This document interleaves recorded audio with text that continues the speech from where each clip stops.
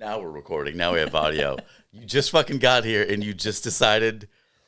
You just remember what we're doing today? I just now remember what we're doing today. I thought we were doing the interview. We are. We're doing the interview. We are doing the interview? Yeah. I thought we were doing True Detective. No.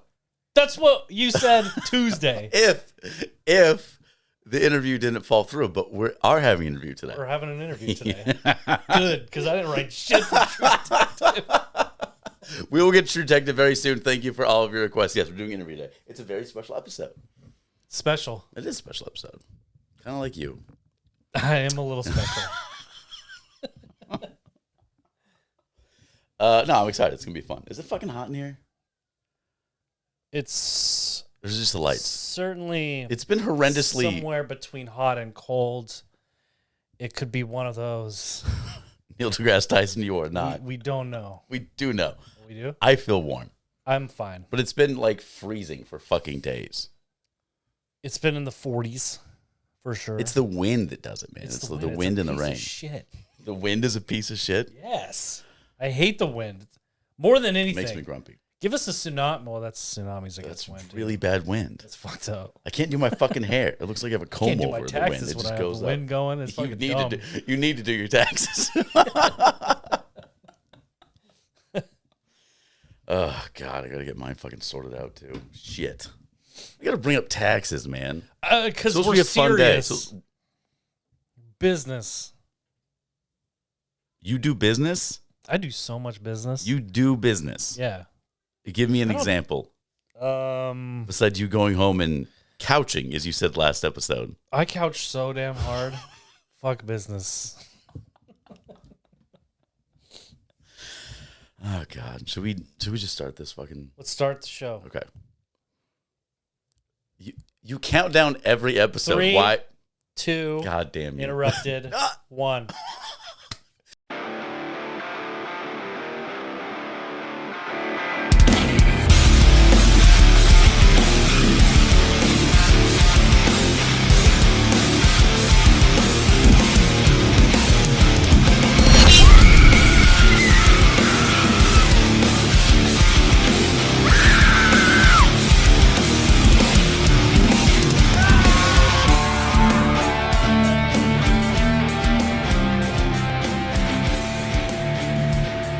Calling all killers, welcome all you kings, scream queens, and everything in between. This is the Kings of Kill podcast. We're your hosts. My name's Zack. Steven. And together we are the self-proclaimed Kings of Kill, Steven.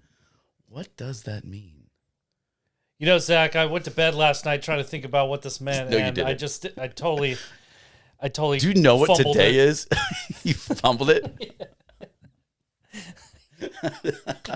This is so dedicated to love all things horror. Thank you all so much for tuning in. Doesn't matter what platform you're on. Thank you for hanging out. Thank you for listening. Thank you for watching. We appreciate you. If you'd like to request your favorite episode of the Kings of Kill podcast, it's super easy.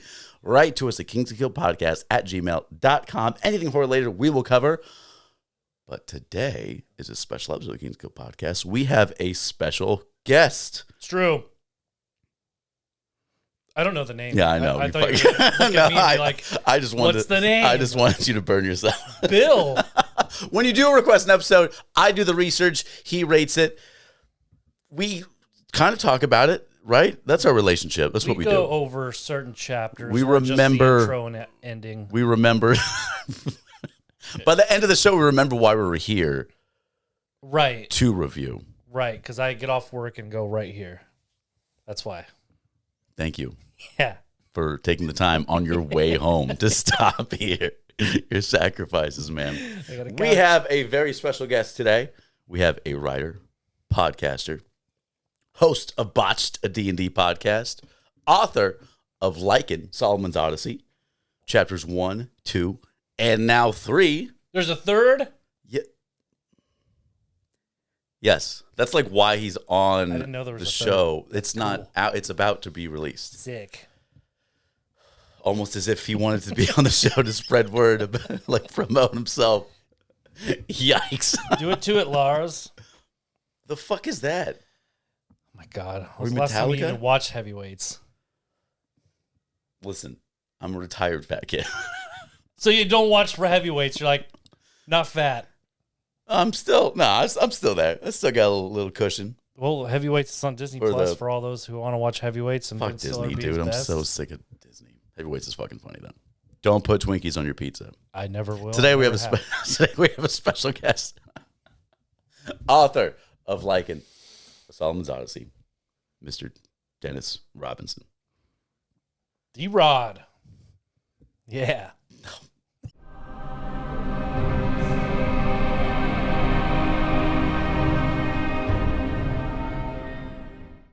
Welcome back. Thanks to our killer fans for joining us, Mr. Dennis Robinson. Thank you so much for being with here on the King's Kill podcast.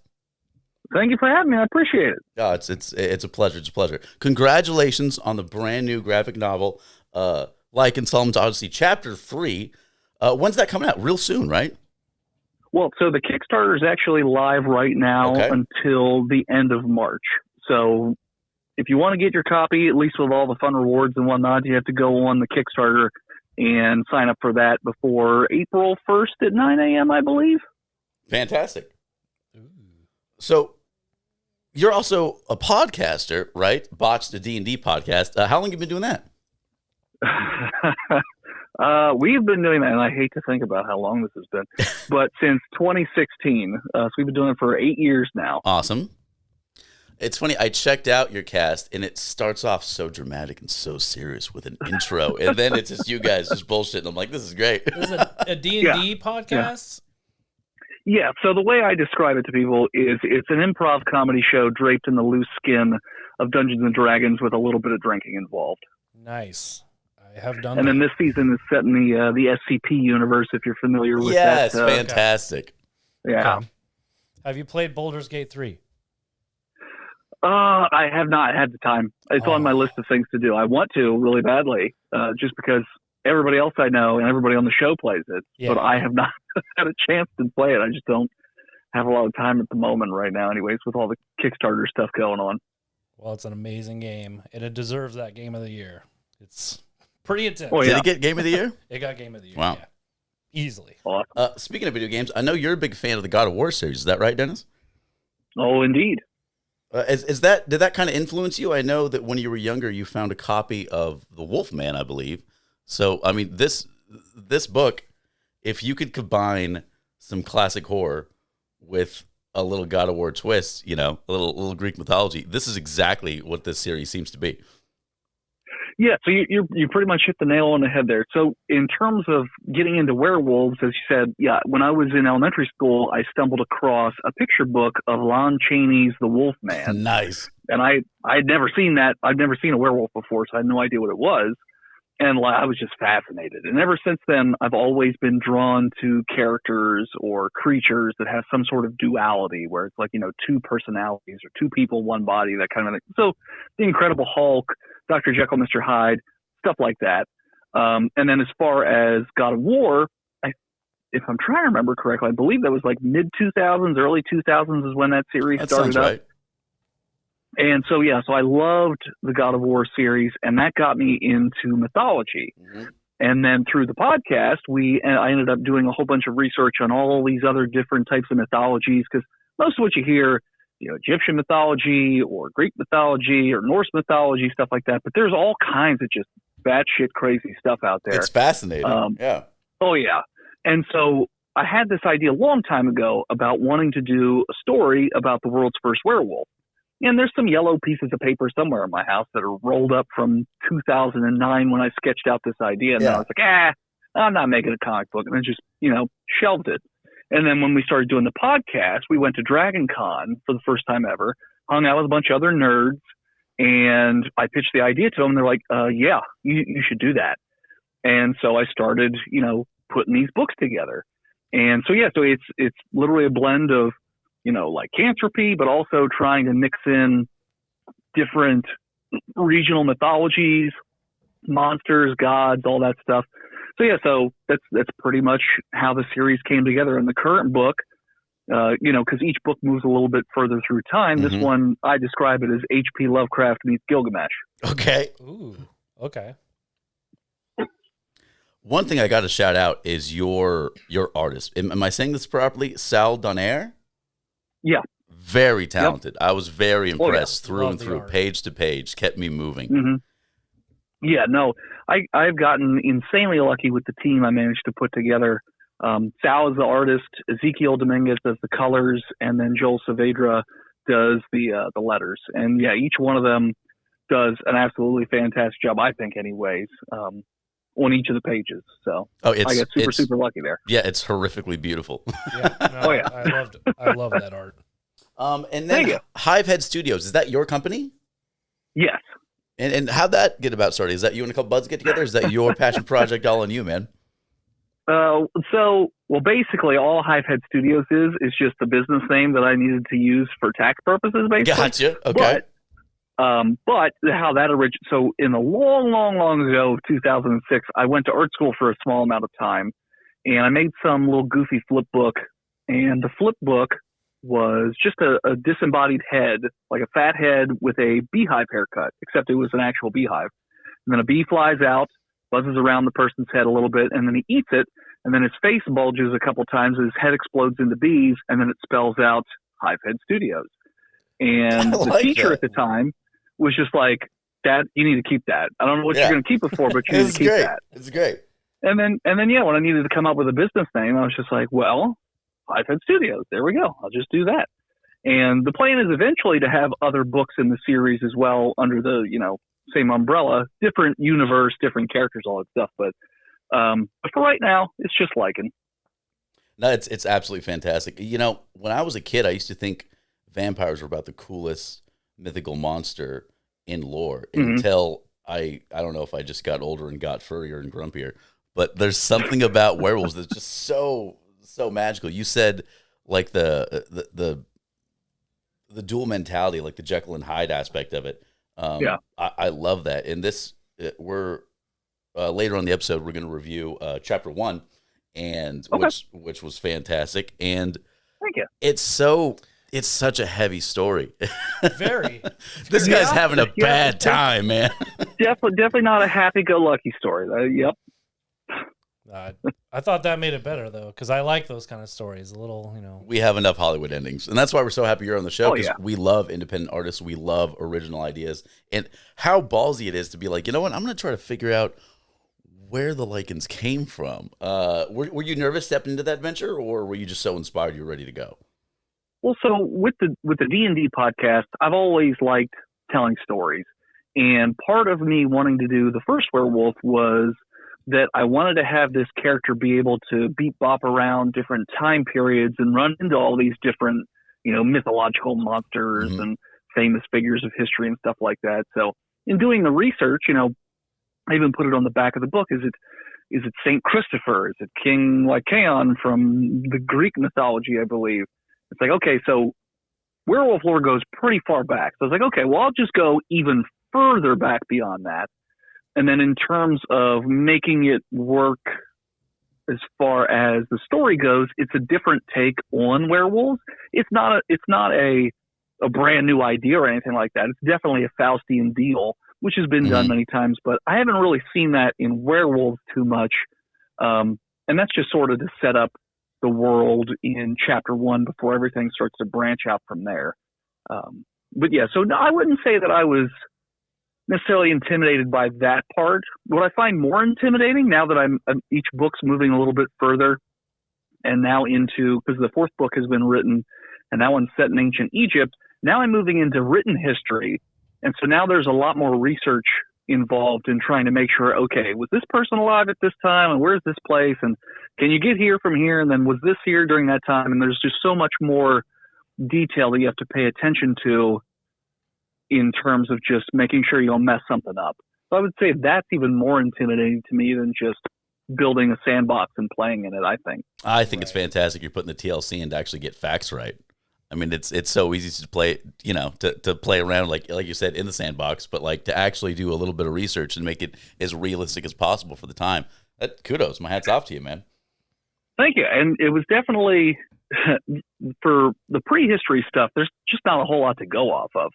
I mean, in terms of trying to figure out what did they wear? What did their houses look like? Well, you have depictions of houses in different regions that are nowhere near that one. So it's like, okay, well, maybe if I take a little of this and a little of that, sort of Frankenstein them together from, what we do know of other cultures, But now that it's moving into actual written history, it's like, okay, there's a lot more. It gets to the point where I pull up a Google map and I'm like, okay, do I think I could see something from this spot to that spot? All right, well, let's pull it up and see. That probably works. So take us that through. must make backgrounds hard to draw because you got to get all that detail in. Yeah. Interesting. Steven's doodling on a napkin right now as we speak. You've inspired No him. worries. Take us through the process of making a comic from the ground up. I know that you're a writer, and I'm sure your main focus is going to be the story, but you're also an artist. So are you working on the sketches too? Or are you working on the designs, or do you disperse it throughout a team? Take us through the process for creating a book like this. Well, so as far as the production of the book goes, as the writer, it's when you're creating a script, it reminds me a lot of a screenplay, where each caption says, like, here's the time of day. This is where the sun's located. Okay. This is where the camera is. This is where it's pointed. Here's who's in the shot. This is where they are in the shot. This is what their feelings are, et cetera, et cetera. And to my understanding, a lot of people do it differently in terms of some people don't put any detail whatsoever, right, like on the caption, just let the artist figure it out. And I put a lot of detail in the caption. And then if the artist has a better idea, sometimes we run with it. Sometimes we don't run with it. When production on a book starts, I start writing a book when they start working on the previous book art-wise. Okay. And then when they finish that book and start working on the book that I had been writing, that's when I jump to the next one to sort of keep the conveyor belt moving, so to speak. Right. But when they start production on a book, that's when we start doing the concept art. So if you looked at the back of the book, yep, there's like some sketches with, not even sketches, but it's, depictions of each of the characters. Those were the concept art pieces that then became the characters. Like, that's the finalized version that we made through concept art. And so what I end up doing is, the first thing I do is I try and find as many reference images that I can give the artist. Like, okay, well, for the werewolf, for instance, I was like, okay, I like portions of this werewolf from Van Helsing. And I like portions of this werewolf from Underworld 2, the William character. And I like the ears off of this and the eyes from this, and sort of like give him all these different reference images and sort of let him build it from there. And we go back and forth. Oh, wow. I know for the Morris character, he was making like 8 or 12 different head styles. Wow. And then I would say, okay, I like the horns on this one. I like the eyes on this one. And we would just piece it together, and we built him up, bit by bit on that one, body type and the skin type and all this different stuff. So the first book definitely had a lot more of that piecemeal, trying to figure out each and every little bit. For things like the third book, I based a lot of the design of the gods, for instance, on the race of Goliaths from D&D. They have a very Goliath feel to them in terms of their overall design. Little tweaks here and there, but overall kind of the inspiration for that. So that's sort of how the beginning part of any of the books happen. We sit down, we try and figure out what they're going to look like, and then they start in on production, because there's no point to start the production till we know what the characters are actually supposed to look like. True. But as far as me getting started, I didn't know how to write a comic book before I got started. So I made this weird mutant crossover between a comic script and a regular book. And if you were to try and read it now, you'd be like, oh my God, what is even happening with this thing? But I didn't know what I was doing. Right. So if you look in the book on the first page in the credits, you see all these executive producer names. Mm-hmm. Those are the people that read the first version of the script. Interesting. Okay. Like those are my friends that were nice enough to read it and then give me feedback. And be honest and love you enough to be honest. Yes. Yeah. Yes. So they would be like, okay, I think you need to, expound on this or change that sort of a thing. And it sort of built up from there. And then my friend Shannon put me in touch with another creator named Henri Compen, who became my mentor and my editor on the first book. And he taught me how to write a comic script. And he said, okay, these are the things you need to keep in mind. This is how many panels per page. This is how many captions per panel. This is what's really important to put into a caption, stuff like that. So he taught me the ropes. And, we built that first book together. And that's sort of how I got into that whole process of building it. And at this point now, I have a different editor. Henri's very busy with his own book series. So I got a different editor. and her name's Steph, and she's been amazing as well because she knows exactly what I want to do with the books, but she can critique things in such a way, be like, yeah, no, I get what you're doing here, but that doesn't feel like that fits for this particular character. So let's tweak, the way this person talks, or, this or that. So she can still sort of see the overall idea that I'm going for and then just sort of crank it up a little bit. That's good that you can have an honest artistic relationship with your editor like that, where it's good feedback that you need. And I feel like you said that she really understands where the story's going, and that's fantastic. Yeah. So it sounds like you've surrounded yourself with really talented individuals. Well, yeah, no, like I said, I've gotten insanely lucky with the people that I've managed to surround myself with. And, in trying to find those individuals, like, especially with the editor, there were a few people that I just had conversations with. I didn't even really hire them or talk about that. Just sort of had conversations back and forth to see if they were the right person that I'd want to work with. And I remember one person in particular, incredibly intelligent person and super creative, but she had ideas for I think instead of this character, you should switch it to this other character. And I was like, that just doesn't make any sense from a narrative standpoint in terms of Solomon's not going to do any of the things that he's supposed to do in the future books if you switch that character. So it just didn't make sense. And then when I said that same story to Steph, she's like, oh yeah, that doesn't make any sense at all. Why would you do that? No. He would never do that to that person. I was like, okay, see, this person gets it. And that's how I knew. Fit. Yeah. Awesome. Yeah. So this is the third chapter. Now, is this going to be a finale? Is that a spoiler? Is there going to be more in this tale? So there will be 15 books in the series. Ooh, we're not done yet, folks. Shit. No. There are 3 5-chapter arcs. So this is the third book in the first 5-chapter arc, I would say. Okay. I've written 3 short stories, and it took me 2 months. And you're plotting 15 more. It's fantastic. I love it, man. I love it. Do you have any? So is this your main? So the podcast, Botched and like in Solomon's Odyssey, is this your main focus? Do you have any other projects you're working on? So those are my main outside of my normal day-to-day job focuses, because I don't have any other.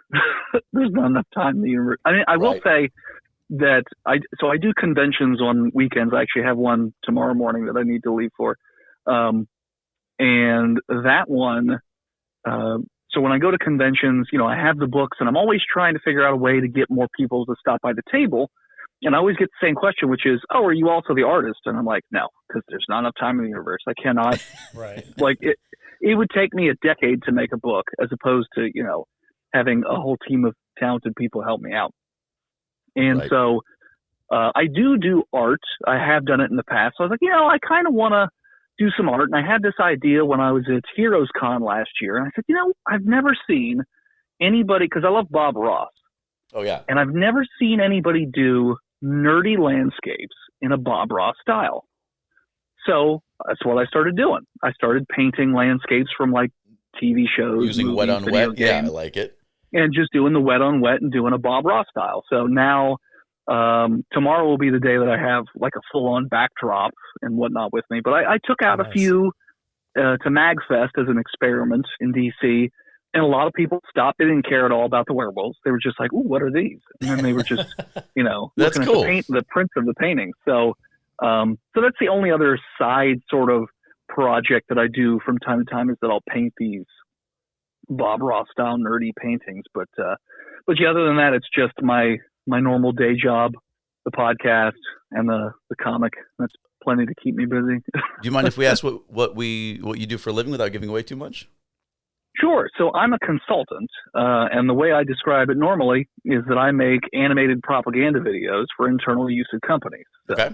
If a big company like Google or Walmart or Toyota or Ford, something like that, is pushing something down their employees' throats, they decide to make a cute little animated video to A, explain it, and then B, try to make them happy about the thing that they're being forced to partake in. I'm imagining the DNA chain in Jurassic Park. Kind of. It does. It definitely feels a lot like that. And then I usually do the voiceover, and I have the fun, the super fake corporate voiceover for it, and all that jazz. Yeah, I like it. Could you give us a sample of that super corporate voice? Let me think here real quick. Channel it. You got this. In this lesson, you're going to be learning all about why this thing sucks a lot. That's amazing. Now, don't worry. We'll go through step by step. Yeah, that whole. Yeah, I love it. Amazing. I love it. So, for your I offer fun voices, but no projects are always like, no, just give me standard, boring corporate voiceovers. That's got to be rough. One time for Google, they had me doing some narration for a training, and it was set on the Hogwarts Express for some reason. Okay. And so I did the narration, gave it to them, and they came back and they said, "Hey, can you do a British accent?" I said, "No, not very well." British? I said, "Not very well." And they said, just do it anyways. And I did it. And I was like, this is terrible. and they loved it. And they still talk about it, apparently. I'm like, I don't understand. That's funny. And then not long after, our company came out with a directive that said, hey, unless you're a native speaker, don't be doing any accents. Right. I was like, all right, fair enough. I love it. I'm super stoked for you. I think we've read chapter 1. We're gonna also read chapter 2 very soon. We cannot wait for chapter 3. Your Kickstarter. Where can people go to help support? Where can people find your podcast? And when can we expect chapter 3? So the Kickstarter you can go to very easily by going to www.lycanbook.com. That's LYCANBOOK.com. That'll redirect you right to the Kickstarter page. Or if you really want to, go, I guess, and spend more time on it than you need to, you can just look up Lycan Solomon's Odyssey Chapter 3 on Kickstarter. We've actually, we just passed $6,000 today. So awesome. We're 5 days in now, and we're over 60% of the way funded. Fantastic. It's been the biggest launch that we've had so far of the 3 Kickstarters. So I've been blown away by the support. So that's where you can find that. Botched, a D&D podcast, is available on all of your podcatchers, also on YouTube and Twitch. If you don't know what the SCP Foundation is, over on our YouTube, we actually have an employee orientation video because, nice. I make corporate training videos. Nice. So I was like, This seems like it should be easy. And so, we made like a corporate training video of this is your first day at the SCP Foundation. Here's some things you should know. And we've gotten a lot of good feedback about that.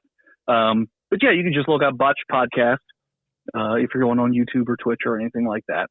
So I think that covers everything you said. Awesome, man. Congratulations on the graphic novels. It's a fantastic story. We absolutely love it. Props to your team for putting together such a well-packaged series. We can't wait for all 15 segments to launch. 15. We're going to put links to all your goodies all over the show. Don't worry about it. Thank you so much for being a part of the Kings of Kill podcast. I know our killer fans are going to love you. We can't wait for chapter 3, man. Thank you so much for having me. It was a great time on. Thanks, Dennis.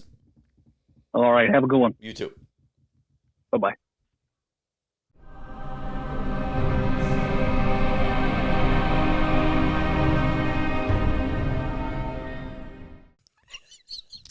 You plan to come back from the segue. We're back! If you come up with a shitty explosion, I swear to God. It's going to be the worst one. It's going to be 8-bit with I don't know. Shout out to Dennis Robinson. Thank you so much for being on the show. Check out Lycan Solomon's Odyssey. I was really impressed. So it's always... I'm glad he talked about the shape of the werewolf, because the only question I thought of was... Did you ask a question? No, I didn't. But I said... It's a podcast, I dude. thought of a question, which was... Well, he answered it as I was thinking of it. How did he plan or design the werewolf?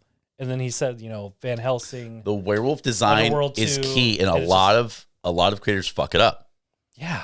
He did not fuck this up. It worked.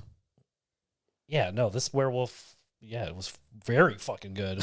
It was like Werewolf on Paris, or not Paris. Scratch that one. Not a movie. Not that one. I didn't mean that one. An American Werewolf in London? London. And then that World War II one, Soldier Dogs or whatever it was called. Dog Soldiers. We just did that. Soldier Dogs. We're just fucking up left and right, man. Kids. It's great. It's like Space Buddies, but it's Soldier Dogs. Space Balls. Get Get one movie right. Yeah, it's whatever. It was great. The art was great. The story was intriguing. I love the lore. Color I love palette the was magic. amazing. Yeah. Color palette is important to me in comics. It actually is. The second, I hate true. when it's super bright. No, this one is like It gets too cartoony when it's too almost pretty. You know what I mean? Like when it doesn't look real. Exactly. You know what I mean? Like it's gotta be dark. But I hate when well, it's the palette bright. has to make sense. Yeah, like bright red. I don't like. If everything looks like Superman's cake, I don't fucking want that. I don't even want Superman in the comic. Neither do I.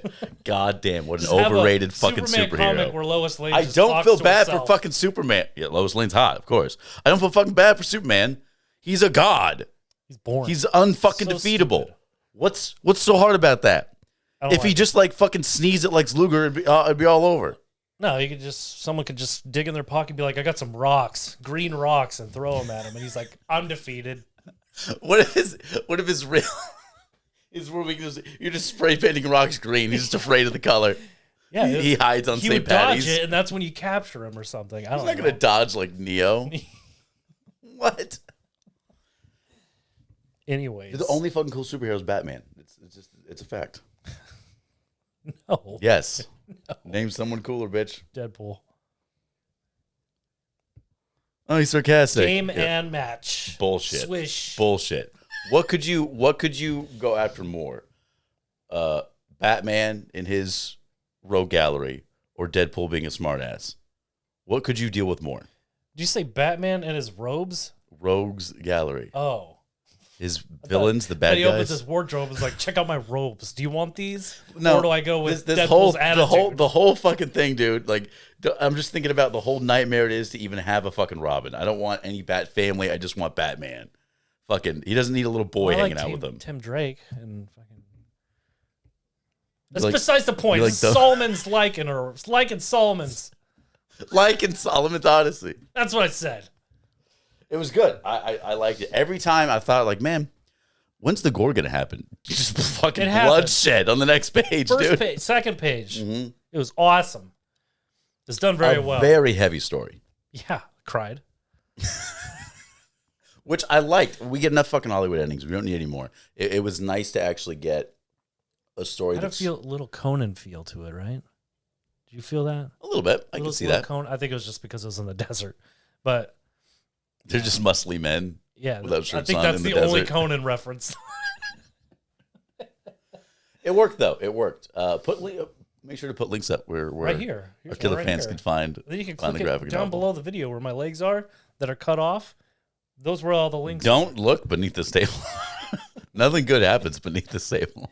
Click those links. Read this book. Chapter. Steven's pants have been 15. CGI'd this whole season. I have, yeah.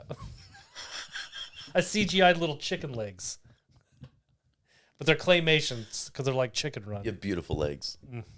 Don't moan to that. What's wrong with you? I'm excited. 15 stories or chapters of this. Awesome. That's devotion, man. Yeah. That's a story. It's a fucking saga. And the first one was pretty long, too. It is called an Odyssey. How long is this? And it was awesome. I liked it.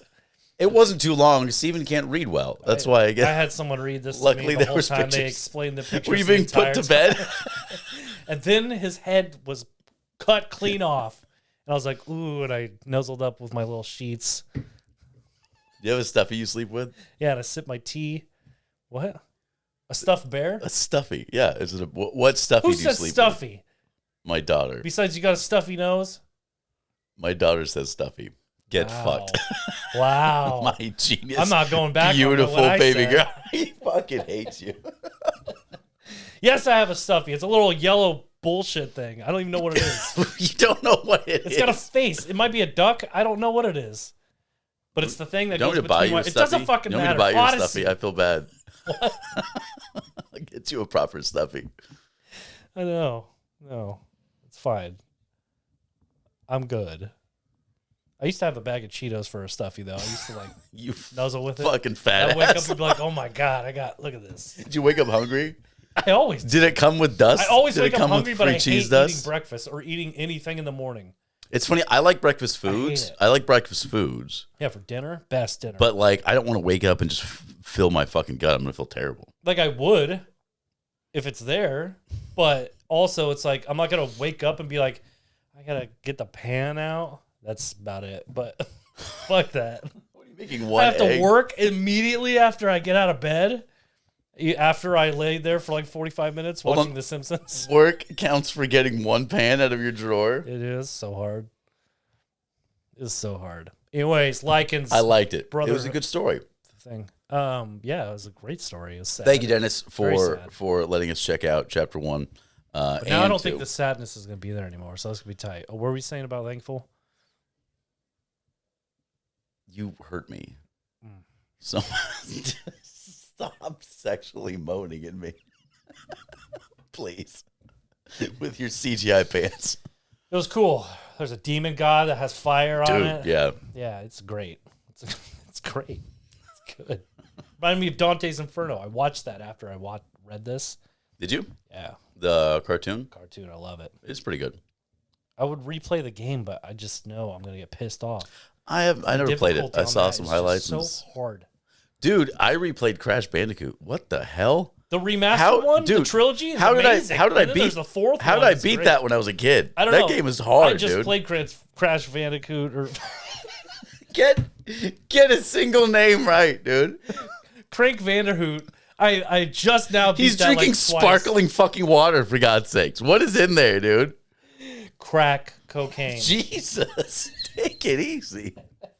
Rock of crack. Anyways, I just started playing those for like the first time in like 2 years ago. Really? I never played Crash. Yeah, no. It's because you were a stupid little Xbox boy. I was. Making yourself a dumb Yeah, voice. and Spyro, because I bought the trilogy. And I remember Spyro. It's great. Spyro's the shit. You headbutt people. Headbutt sheep and shit. Yeah, and sometimes it's voiced by Elijah Wood if it's like the third game. Is it? Yeah. Interesting. When he was a young boy. Probably a teenager. Before Frodo. So since he's stopped growing, Oh, yeah, he's like 12. Dude, when Elijah Wood touches horror, it's usually pretty fun. Yeah, whenever he he touches anything, it's always a good time. Especially Come to Daddy. I hate it. I feel dirty. I need to shower. It's crazy. But yeah, this was a great read. It was a good time. I did read. Because there were pictures. Is the only reason you read pictures. Yeah, I read it because there was pictures, for sure. 100%. A big thanks to Dennis Robinson for creating such a lovely I story. keep thinking you say Dennis Rodman. No. Every time I'm like, Yeah, I said it wrong. Yeah, we said I said it wrong. You said it wrong. I don't know. Whatever. It's the guy we just talked to. Yeah, D-Rod. Check out. Please check out Lycan Solomon's Odyssey. We had a lot of fun. I can't believe it's gonna be so lengthy. Awesome. Fucking The length and the epic girth journey. of this is going to be great. 15 chapters. Hell of an odyssey. Please end this nightmare. Let's end this nightmare. Check out the comic. Check out the links. Thank you so much, Dennis, for being on the show. Thank you to all of our killer fans. If you'd like to request your very own episode of the Kings of Good podcast, it's super easy. Write to us. I hate you. Just shut the fuck up. It's the outro, dude.